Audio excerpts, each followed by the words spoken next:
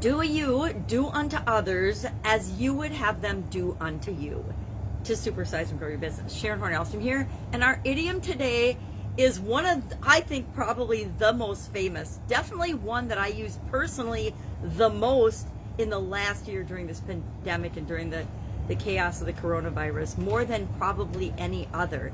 And that is commonly known as the golden rule. Treat other people the way you want to be treated is how I say it these days, instead of do unto others as you would have them do unto you. But this is an idiom, this is an expression, this is a proverb, this is something that has been around all of us probably the majority of our lives. Although, like all human beings, sometimes we forget it, right? Even I catch myself sometimes treating people in ways that I would sure not want them to treat me. You know, snapping at the customer service representative on the phone because I've been on hold for 2 hours, or, you know, being short with them, or treating people in ways that I wouldn't want them, or talking to people in ways, or commenting in ways that I wouldn't want them to comment to me. And of course, Jesus is known for saying this. There's over 100 references to what this means, the golden rule, do unto others, treat people the way you want to be treated, over 100 times in the Bible alone. Confucius said something similar. Epicurus said something similar. So this idiom, this expression has been around for hundreds and hundreds, and well, actually thousands of years, right? Thousands of years. So no wonder it's got its own nickname, the golden rule. No wonder we teach it to children in kindergarten. No wonder we teach it to our children in our homes, and no wonder we remind ourselves of it, hopefully just about every single day. You know, do we all have times where we lose our temper, or we get frustrated with things, and we don't necessarily say things or do things the way we would want to? Of course we do. But hopefully we take a deep breath, we learn, we have the ability to apologize and say, oh man, I didn't mean to snap at you. Because guess what? How we treat other people shows them how we're really thinking about ourselves.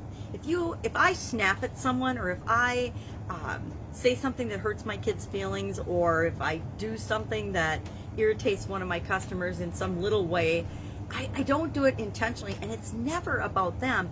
It's always about something that's going on in my life, right? And if I can remember that when people snap at me, or are rude, or forget their manners, that it's about something going on in their life, they obviously have something going on, then I don't take it personally, and our interactions are much better. So, of course, this idiom, this expression appears in the Bible, most famously in Matthew chapter 7, verse 12, in Luke 6:31, and then again, I said hundreds, there's hundreds of 100 plus references to this in the Bible. So maybe it's important, right?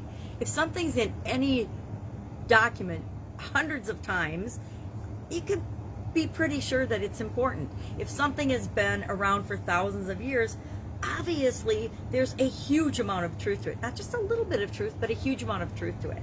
So how do we use this in our business and in our life? Obviously, I think I've talked a little bit about how we use it in our life. I experienced it firsthand and was reminded firsthand that how we treat everyone and other people shows the world exactly who we are. It doesn't show us who the other person is. I'll never forget, I was on a business trip, and we had gone to Chicago for the day, a group of us from the corporation I was working for, and we were traveling with one salesman who was in charge of this customer and this client that we had gone to visit.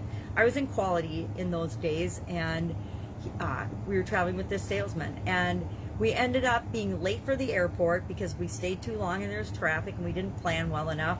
We got to the airport late and we missed our flight.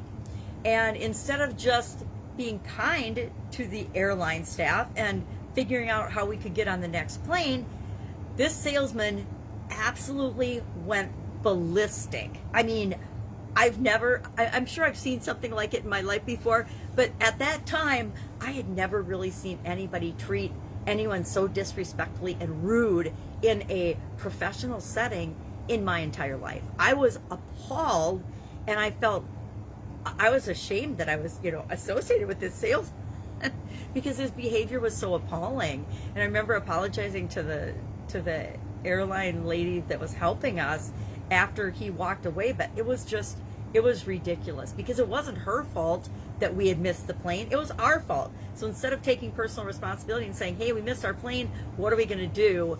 he tried to blame it on the airline employees and on the airline. And I'm like, it was just one of those instances where I still remember it. It had to be 35 years ago, but I still remember that incident as clear as day because it had such a profound effect on me, knowing that how you treat other people is a clear indicator of how you're feeling about yourself. He was mad because was driving. He's the one that made us late. He's the one that stayed at the meeting too long. And so instead of taking personal responsibility, he was going to blame it on someone else. And so we're always showing everyone what we're thinking about ourselves, even if we don't consciously realize it. So in our businesses, we want to make sure that our customers are having an incredible experience, that our employees are treating, and the team members that we work with and the people we associate with are ensuring that our customers have a great experience. We're treating our customers the way we would want to be treated, as if we were customers in our business.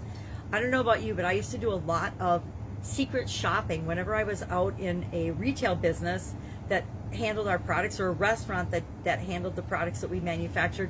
I would order our products and services so I could experience them as a customer would. I would buy our products and services on the store shelf so I could experience what my customers were experiencing when they purchased our products and services.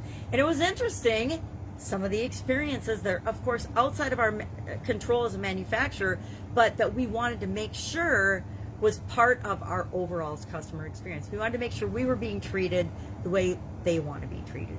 Guess what? That begins with how you treat all of the people that you interact with in your life. So this is, again, one of my all-time favorite principles, rules, proverbs, sayings, the golden rule. It's got a nickname for a reason.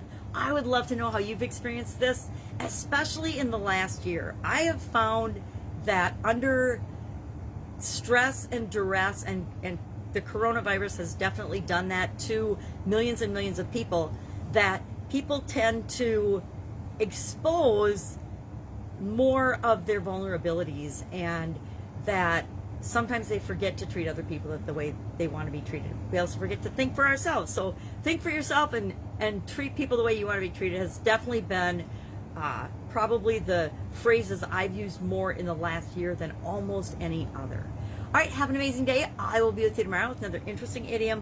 What does it mean? Where does it come from? And how might you use it to grow and supersize your business right now? Have an amazing day.